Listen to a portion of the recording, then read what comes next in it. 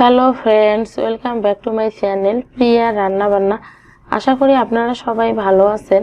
তো আজকে আমি আপনাদের সাথে কাঁচা কলার কোপ্তা কারি বা কাঁচা কলার বড়ার রসা রেসিপি শেয়ার করব। আশা করি আপনাদের ভালো লাগবে। প্লিজ পুরো ভিডিওটি দেখবেন। তো বন্ধুরা, এই রেসিপিটা ভাত কিংবা রুটি অথবা পরোটার সাথে খেতে খুবই ভালো লাগে। তো চলুন দেখে নেই আমি এই কাঁচা কলার কোপ্তা কারি কিভাবে বানিয়েছি। আমি এখানে 3টা কলা আর দুটো ছোট সাইজের আলু নিয়েছি। তো আলু আর কাঁচা কলা আমি একসাথে সিদ্ধ করে নিয়েছি। তো কলার খোসাগুলো ছাড়িয়ে নেব। তো কলার আমি মাঝখান দিয়ে কেটে 2 টুকরো করে ছোট করে নিয়েছিলাম, তবে আপনারা চাইলে আস্ত সিদ্ধ করে নিতে পারেন।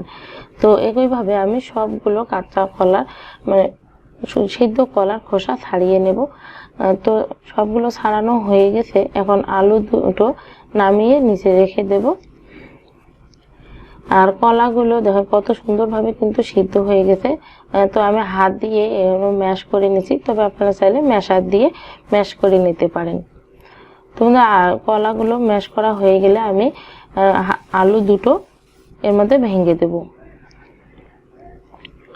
তবে আপনারা চাইলে এখানে গ্রেট করেও দিতে পারেন। তো বন্ধুরা, আমি আলু আর কাঁচা কলা সব ভালো করে মেখে নেব। তো এর জন্য এখানে আর কিছু উপকরণ দিয়ে দেব।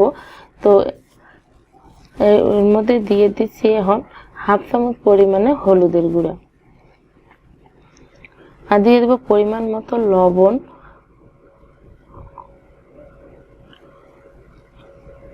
আর দিয়ে দিচ্ছি পেঁয়াজ কুচি, আদা কুচি আর কাঁচামরিচ কুচি।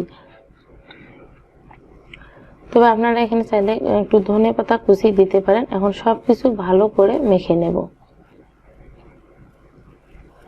তো বন্ধুরা, আমার চ্যানেলে যারা নতুন বন্ধু এখনো চ্যানেলটি সাবস্ক্রাইব করেনি, প্লিজ আমার চ্যানেলটি সাবস্ক্রাইব করবেন এবং পাশে থাকা বেল আইকনটি প্রেস করবেন আমার রান্নার আপডেট সবার আগে পাওয়ার জন্য। তো বন্ধুরা, আমি এখানে আলু আর কাঁচা কলা যে সিদ্ধ করে নিয়েছিলাম তা সুন্দর করে মেখে নিয়েছি। এখন এর মধ্যে আমি দিয়ে দেব আটা। তো আটাটা মানে আন্দাজ মতো এখানে দিয়ে দিছি, একটু করে দেব আর মেখে নেব। তাহলে কোপ্তাগুলো ভাজার সময় আর ভেঙে যাবে না। তো আর একটু দিয়ে দিচ্ছি। তো বন্ধুরা, আটা দেওয়ার পর ভালো করে মেখে নেব। তো সবকিছু ভালো করে মেখে নিয়েছি। আর এখন ছোট বলের মতো গোল করে শেপ দিয়ে নেব কোপ্তার আকারে। তো আপনারা আপনাদের পছন্দ অনুযায়ী শেপ দিয়ে নিতে পারেন।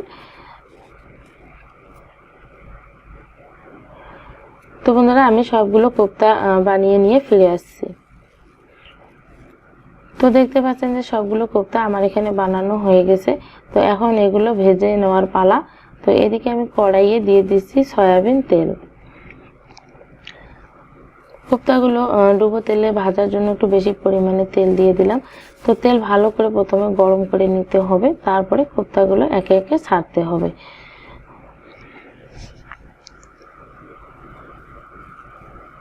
তো বন্ধুরা, আমার কোপ্তার 1 পিঠ হয়ে গেছে, এখন উল্টে দিচ্ছি। তো কড়াই আমাদের তেলটা একটু বেশি গরম হয়ে গেছিল, তাই একটু কালো রঙের হয়েছে। তো বন্ধুরা, আমি আস্তে আস্তে নেড়ে চেড়ে কোপ্তাগুলো ভালো করে ভেজে নেব।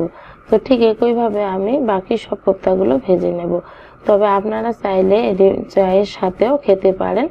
বিকেলবেলা চায়ের সাথে ঠিক এভাবে কোপ্তাগুলো খেতে খুবই ভালো লাগে। তো বন্ধুরা, সবগুলো ভাজা হয়ে গেছে। তো এখন তেলের মধ্যে আমি ফোড়নে দিয়ে দিলাম একটা তেজপাতা, একটা ছোট শুকনা মরিচ, 5 ফোড়ন, গোটা গরম মশলা আর সামান্য একটু লবণ দিয়ে দিলাম, তাহলে পেঁয়াজ ছাড়ার সময় গায়ে পড়বে না। তো বন্ধুরা, পেঁয়াজ দিয়ে একটু নেড়ে ছেড়ে দিয়ে দিলাম আদা রসুন বাটা। এখন আদা রসুন ভালো করে ভেজে নেব যতক্ষণ না এর কাঁচা গন্ধ চলে যায়। এরপরে একটু সামান্য জল দিয়ে দিলাম। তো বন্ধু, জল দিয়ে এখন শুকনো উপকরণ দিয়ে দেবো। দিয়ে দিলাম হলুদের গুঁড়া, শুকনো মরিচের গুঁড়া, ধনিয়ার গুঁড়া আর দিয়ে দিলাম জিরার গুঁড়া। ঝাল আপনারা আপনাদের পছন্দ অনুযায়ী দিয়ে দিবেন। আর গ্রেভির জন্য সামান্য পরিমাণে লবণ দিয়ে দিলাম। যেহেতু এই গ্রেভিটা ঘন বা মাখা মাখা হবে, তার জন্য বেশি পরিমাণে লবণ দিলাম না। তো বন্ধুরা, মশলা আমি ভালো করে কষিয়ে নিয়েছি। তো এখন দিয়ে দিচ্ছি 1 কাপ পরিমাণে জল। যেহেতু গ্রেভিটা বেশি হবে না, ঘন রাখবো, তাই বেশি পরিমাণে আর জল দিলাম না। তো গ্রেভিতে ফুট আসা পর্যন্ত অপেক্ষা করব। তো বন্ধুরা দেখতে পাচ্ছেন যে গ্রেভিতে ফুট চলে এসেছে। তো এখানে দিয়ে দিলাম 3টা কাঁচামরিচ। এখন এই পর্যায়ে দিয়ে দেব গরম মশলার গুঁড়া। তো আমি এই পর্যায়ে গরম মশলার গুঁড়া দিয়ে দিচ্ছি, তাহলে কোপ্তাগুলো দেওয়ার পরে নাড়াচাড়া করলে আর বেশি ভেঙে যাওয়ার সম্ভাবনা থাকবে না। আর কোপ্তাগুলো ছাড়ার পরে যদি আমি গরম মশলার গুঁড়া দিই, তাহলে একটু নাড়াচাড়া বেশি পড়বে আর কোপ্তাগুলো ভেঙে যাওয়ার সম্ভাবনা বেশি থাকবে। তো বন্ধুরা ভেজে নেওয়া কোপ্তাগুলো দিয়ে দিলাম, দিয়ে আলতো হাতে একটু নেড়ে ছেড়ে দেবো, বেশি নাড়াচাড়া করবো না, তাহলে কোপ্তাগুলো কিন্তু ভেঙে যেতে পারে। দিয়ে এখন 2 মিনিট আমি ফুটিয়ে নেব, তারপর নামিয়ে নেব। তো বন্ধুরা আবারও একটু নেড়ে ছেড়ে দিচ্ছি, তাহলে কোপ্তার মধ্যে ভালো মতো রস ঢুকে যাবে আর এটি খেতে কিন্তু খুবই ভালো হবে, খুবই নরম তুলতুলে হবে। তো আপনারা চাইলে এই পর্যায়ে কিন্তু একটু কাঁচা সরিষার তেল দিয়ে দিতে পারেন। তো আমি এখানে দিয়ে দিচ্ছি না। তো বন্ধুরা আর 1 মিনিট পরে নামিয়ে নেব। বন্ধুরা দেখতে পাচ্ছেন যে গ্রেভিটা কিন্তু অনেকটাই কমে গেছে। তো এখন আর খুন্তি দিয়ে নাড়লাম না, কড়াইতে ধরে একটু আস্ত করে নেড়ে চেড়ে দিলাম। তো তৈরি হয়ে গেল আমার এখানে কাঁচা কলার কোপ্তা কারি বা কাঁচা কলার বড়ার রসা রেসিপি।